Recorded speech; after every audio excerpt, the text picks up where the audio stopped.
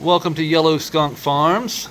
Quick disclosure, if you're not 21 years of age or older, please leave the channel now. If you're not, please enjoy. This is my indoor regenerative ecosystem. It's complete with a fish pond. We got Cooter and Scooter, which are two slider turtles, and Pooter, who's swimming around. They're goldfish. They're waiting on food. This is about the time we throw some nuggets down there, but we fed yesterday, so we're not going to feed today. And check out our Monstera. Yesterday, this thing was shooting up through here, like that. And today, I come in here, and it's completely turned sideways, and it's starting to unravel.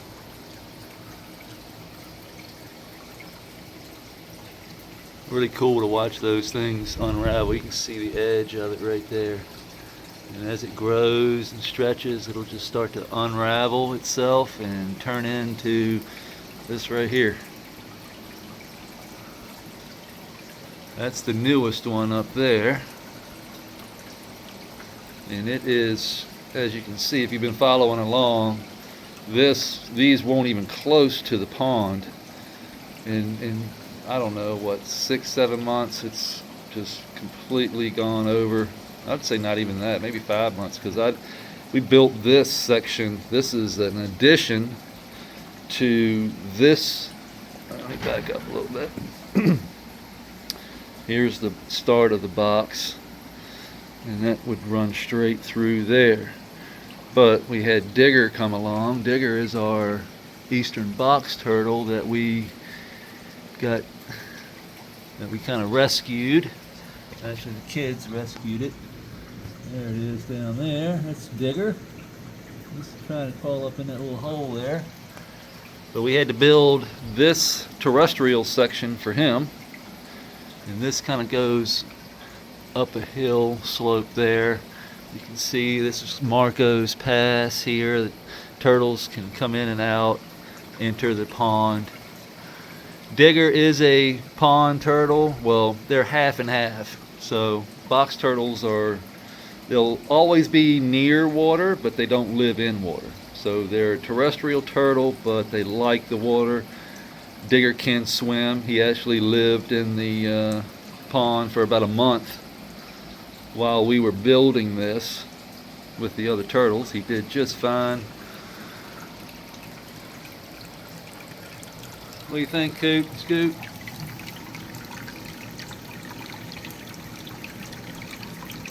There's Plinko, our algae eater.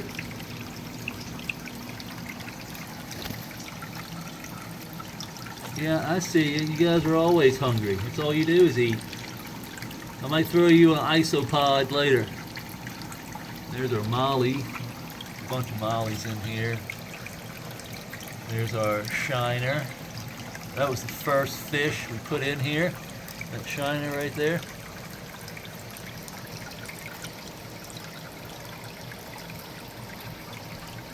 Caught him down in the reservoir. Let's take a look at the plants. We actually plucked a couple of leaves off of on the Instagram this morning, off of this big center plant. Let's see if I can lean over here. So we took a couple of leaves off of that plant. I've got them sitting over there. I'll go over there in a minute. But what I want to do is just take a finger off of this one. And then take a finger off of this one back here. Just kind of thinning. Take 2 fingers off that one. Kind of thinning it out a little bit. Letting that air flow. We didn't have to take too many fingers off of this particular plant because it's so airy and open anyway. What we did do is I started to do a little super cropping. So I can lean over here and hold the camera at the same time without busting my ass. Oh, look. Praying mantis.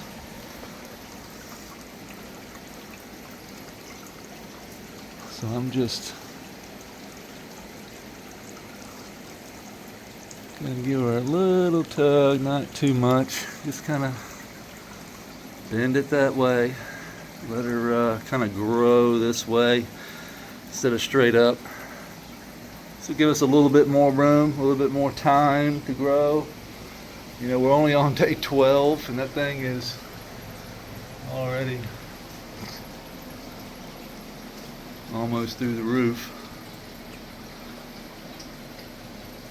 Beautiful plant though. And this is our male. This is our male plant that we're going to be seeding. So we chose this. You can see this pollen sacs. Those are not seeds, those are pollen sacs. And they will be opening up and releasing pollen. And this plant is way ahead of everything else. But I'm pretty sure I know those two are females. I know those are females. There was really only one that I was questioning still. But I think those questions are answered. Oh, also, let me show you the leaf here. These are the 13 finger leaves I pulled off of. They're a little droopy now, but let me lay it out here. Look how beautiful those things were. 13 fingers. 1, 2, 3, 4, 5, 6, 7, 8, 9, 10, 11, 12, 13. And this one down here is the same. Beautiful leaf.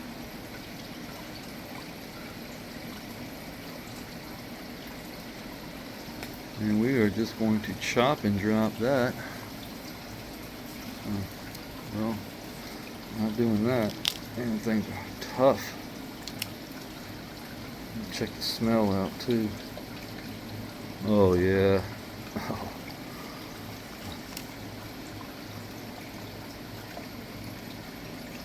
God, it's like a fruit mix almost with some funk. I can't even, it's hard to describe that. It's very sticky though. Look at that. Just gonna drop it over here for now.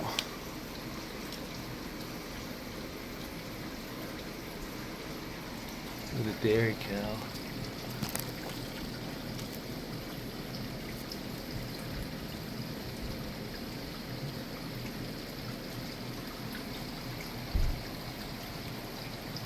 Somebody just pulled up in the driveway outside, sounds like. Hey! It's a breeding ground. Got us a nice pile of worm poo y'all are working on there. That used to be all sand and silt.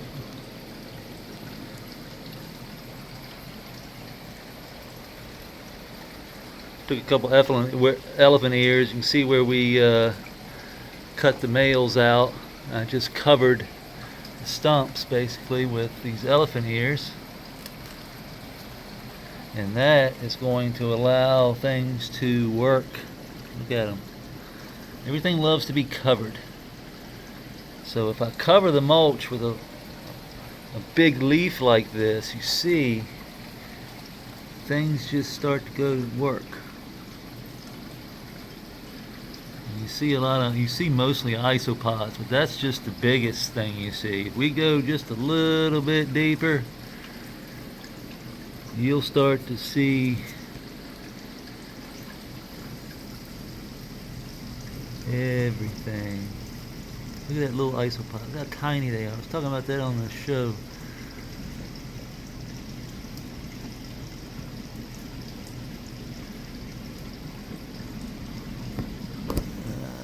Camera won't focus.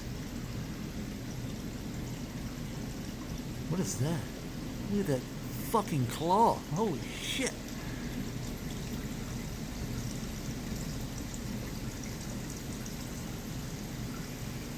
That's a freaking... Is that an earwig? That is a ginormous... Holy shit. You see the claws on that thing?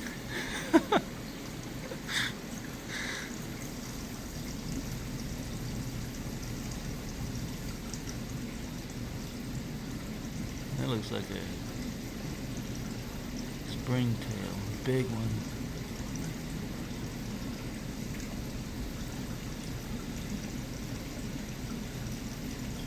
Yeah, those are springtails down there. And then look at that claw right there. He's getting ready to stick it back out. I wonder if I move it a little bit.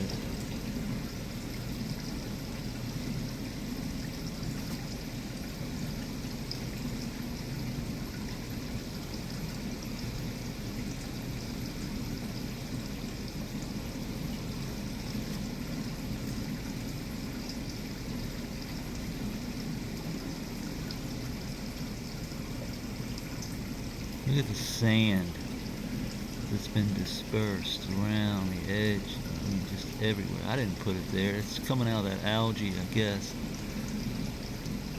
I really want to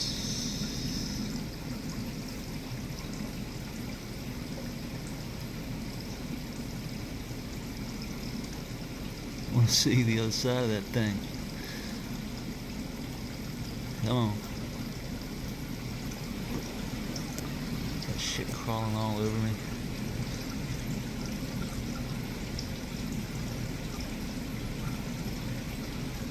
Come on out of there. That's just got to be a ginormous earwig.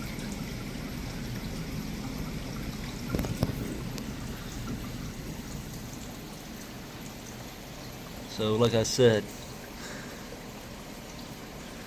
things are working. So I cover everything up with that big elephant ears, and look, that mulch layer is going to get destroyed in just a few days. And we got all this grass over here. Oh, that was a spider. I just dove off. We got isopods crawling around everywhere. Just gonna cut some of this off a little bit.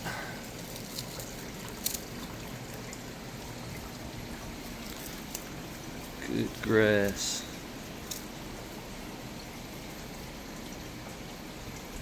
Food. Look at this stump. Look at that. It's already. This one over here is a little tighter, but it's being worked on.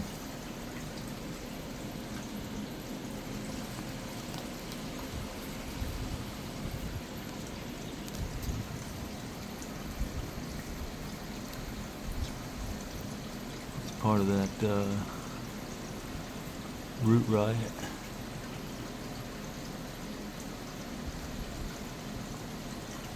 Little earwigs.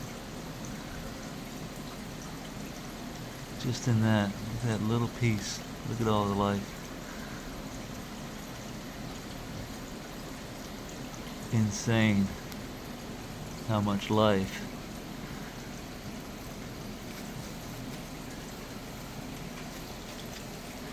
Is in this bed in just such a short amount of time. I mean, it's not taking any time. If it's set up properly, keep that water going, keep the water flowing, keep the sand and silt replenished on the edges of the creek. I've replenished that multiple times. Looks like we're going to have to do it again. But I'm getting good water transfer. So as you can see, all this grass was not here. It's coming from the edge of the creek over here and growing up. And as the critters, all this was sand and silt, as the critters break all this down into this poo, see that? That is just straight black gold. Look at that.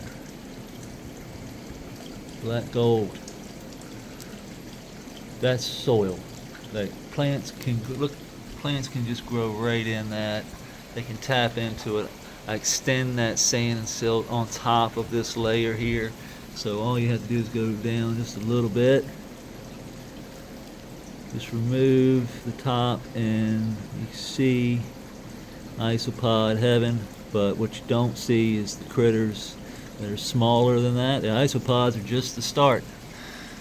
You know, you got big ones, little ones. And then you're going into the mites and the arthropods and the whole soil food web. If you want to learn the soil food web, I highly recommend. It'll change your life. It'll change the way you see how food is grown. Why, if you have stomach issues, it'll tell you why you have stomach issues, because there's no nutrient, there's no biology in the soil that your food's coming from. Everything you're eating is sterile, basically.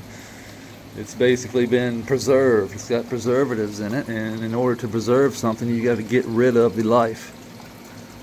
So, to eat preserved food, you're basically eating lifeless food, because if it had life in it, it would degrade. It would decompose, do what it's supposed to do.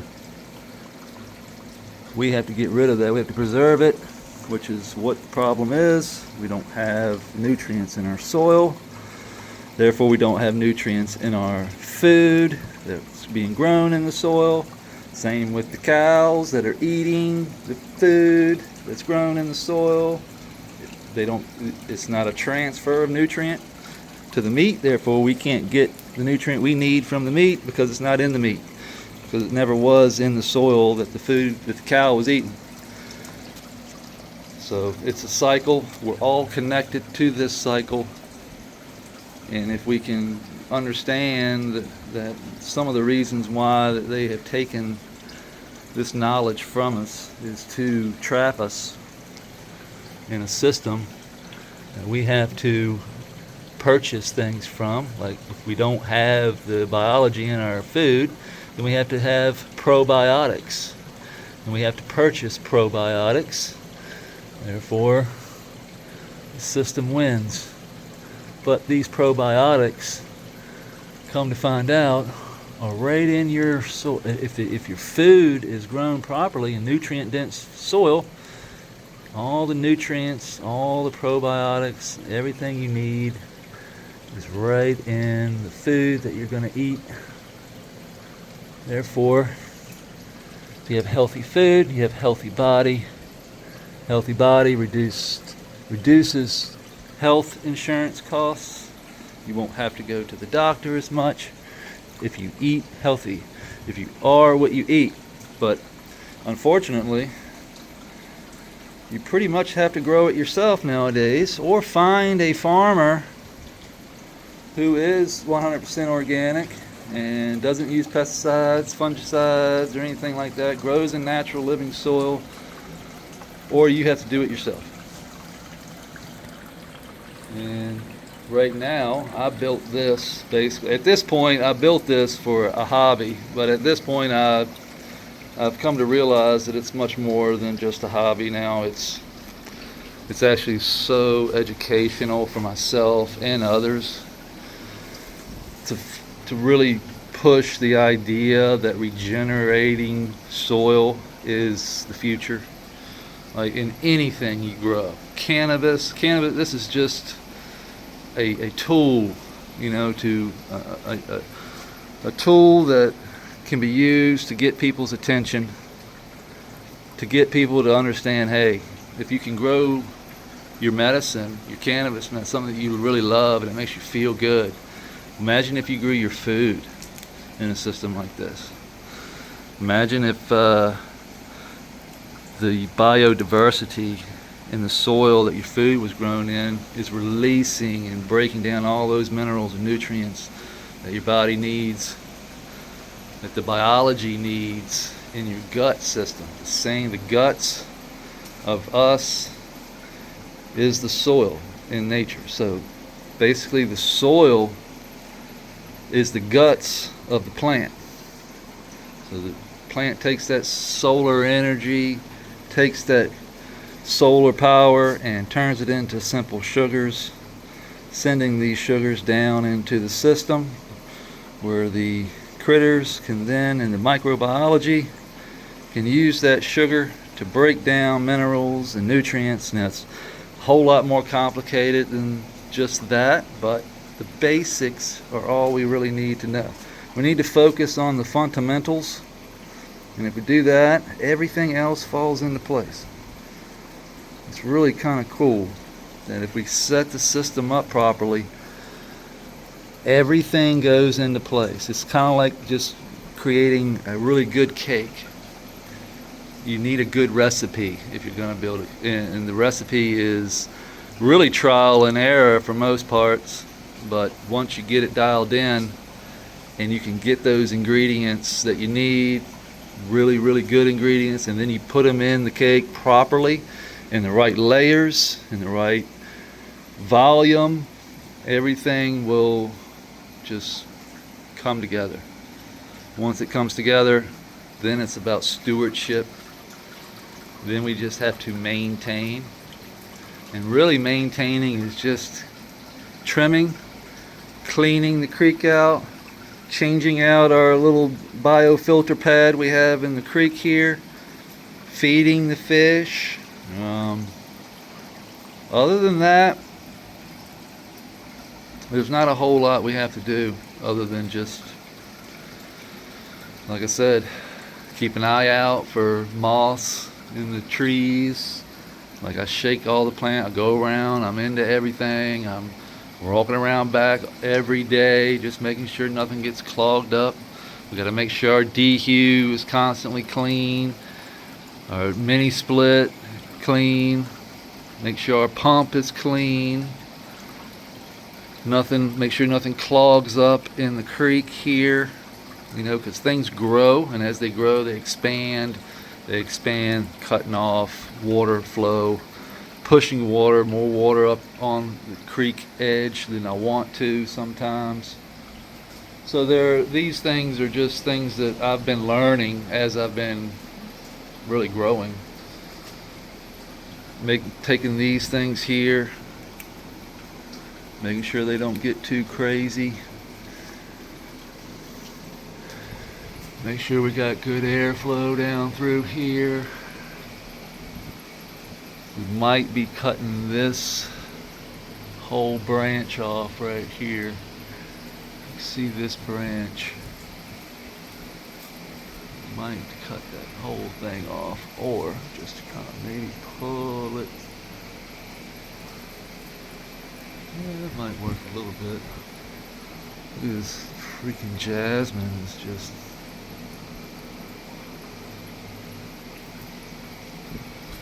And the jasmine's coming down here too. Let's bring it back up here. Bring this up here.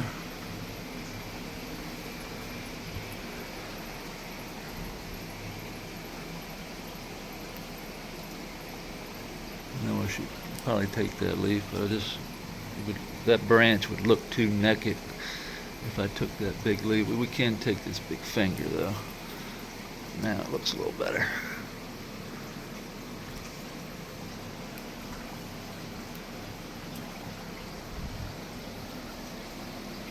So yeah, just maintaining everything, making sure things, look at it, the jasmine has come all the way up through the bush. But this jasmine here, that's what I put it here for, was to cover this rock. You can see it did a good job. I mean, we planted it. The main plant is back up in there, and it just went crazy. We ran it all the way across the top of the mountain, all the way. We're going to run all the way around. You can see the dehu water, constant drip there. Almost a stream now. That's keeping us topped off. We haven't had to add any water. Well, I did add 2 gallons of water 2 days ago, but so basically maybe every couple of days we're adding a couple of gallons, but for the most part the dehu is just running constantly. Keep that filter clean, make sure that the cord is running good. You can see this new Lucky Bamboo. So this is the original one. This is what we put in. That's what we bought at the store. It was only like that tall, and it's gone from there all the way up to here, and it's started to shoot off a new sprout there. Which the new sprout looks super healthy, but we got a spider. That's a moth catcher. You see him stringing webs all over the place, catching moths. See the creek runs down through there.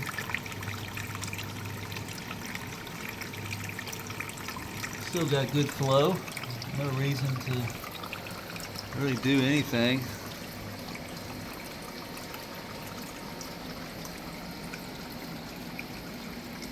Got good airflow under here as well. So no reason to really do anything here.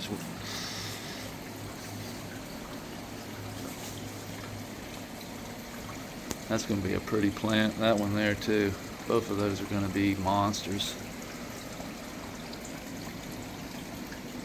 And I have a feeling that that corner plant right there, that yellowish one,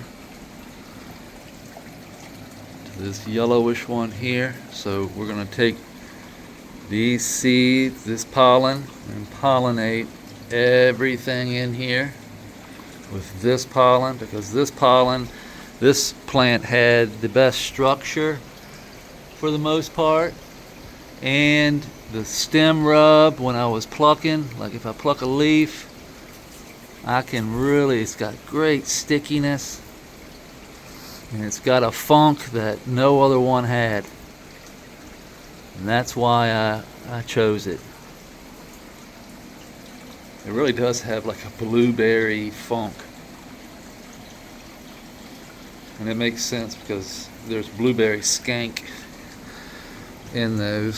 So I did research what these were when I crossed them. So these are my genetics that I accidentally crossed 3 years ago.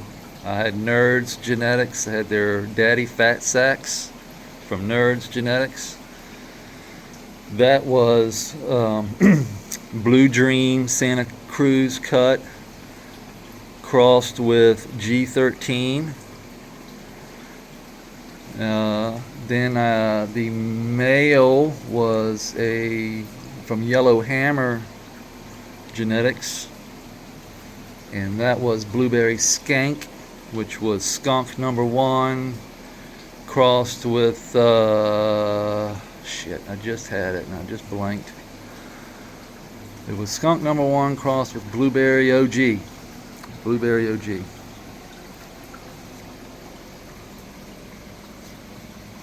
So there is Blueberry OG, along with some Blue Dream, along with some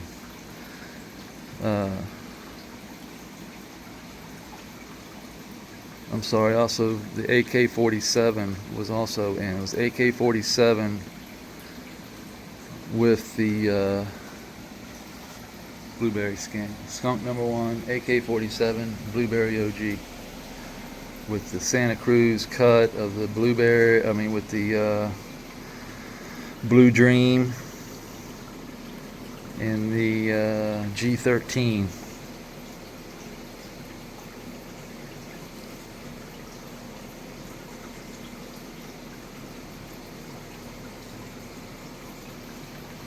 Okay, I saw some. Oh, here it is over here. A little clustered up in here. Just trying to uncluster this a little bit. Take a few fingers out of here. This one here, over here.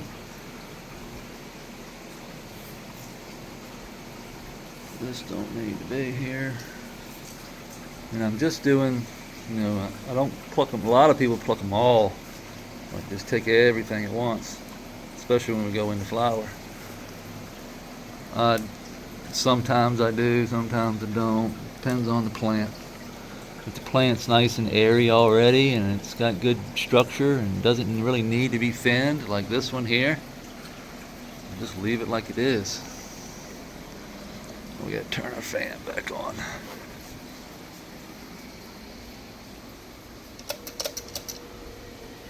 We got our mycelium bag up here. You can see she's starting to get some moisture going, so she's releasing some CO2, but not really what I was expecting it to do. Maybe it takes a little longer, but we'll see. It's definitely got moisture in there, and it needs to stay warm. I hear that, it needs to stay around 79, 80 degrees. So I have it really close to the light here. I don't know if that's affecting it or not, but it does give it a lot of heat. And it does seem to be, it's growing. I mean, the mycelium in there is definitely growing. It's got the moisture. So it is releasing CO2 because I see the moisture.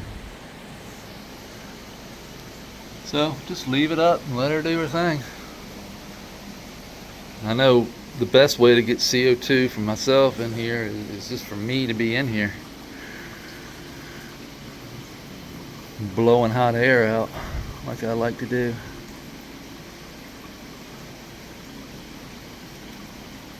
I seem to only like to do it though when I'm by myself with the camera though.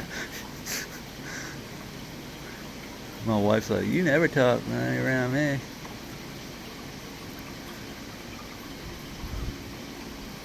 You know how that is, guys.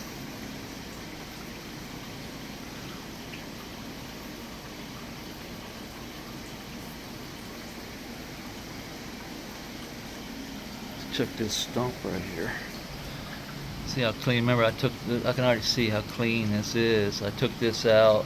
This was right there, so it was nasty. Look how clean it is. There's a worm in there right now.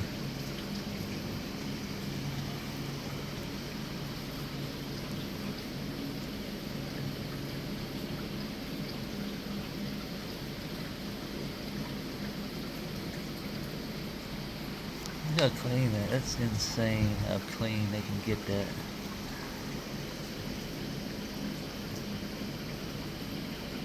Still some left, but for the most part, look at that. All those little black dots you see, all those black dots are worm castings. That's where the worm runs through it and poops it out.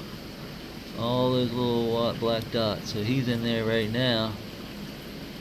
You can almost see the grit inside of him.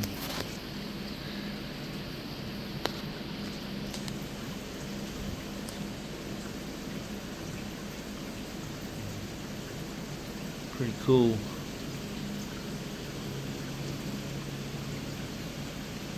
Look at it.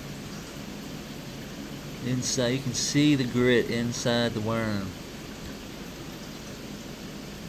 And it'll just poop right out the back.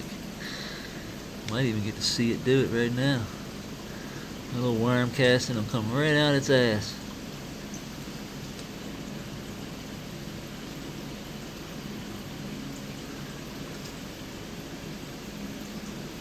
There it goes. Did you see it? That was nature right there. Just said bloop.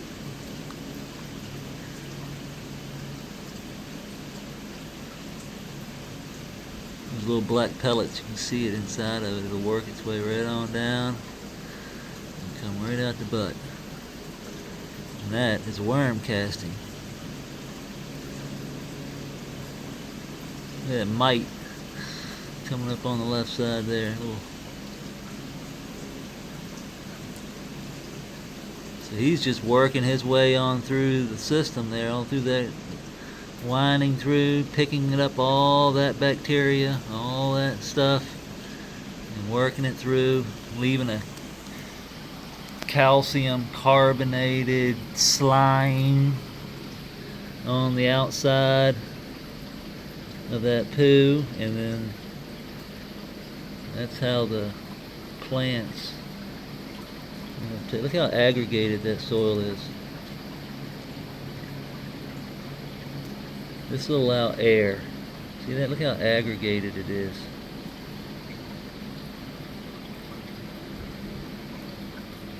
looks like sand, but it's soil. And if it stays wet, stays moist, just underneath there,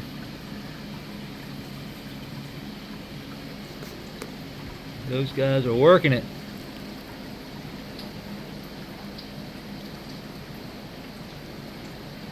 Constantly working.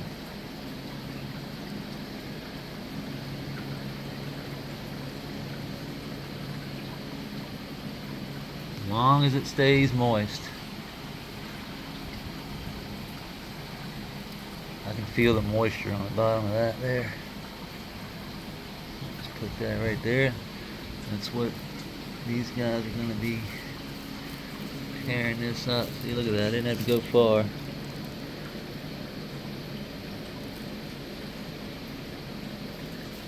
All this life is right at the top. You see, I don't have to do much. Just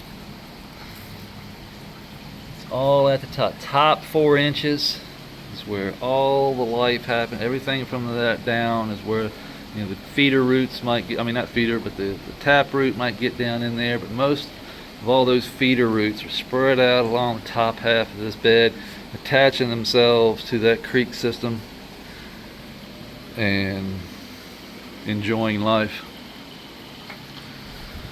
So I appreciate everybody hanging out with me. We're gonna head on in, and I hope everybody enjoys their Monday, and we will see you tomorrow. Peace.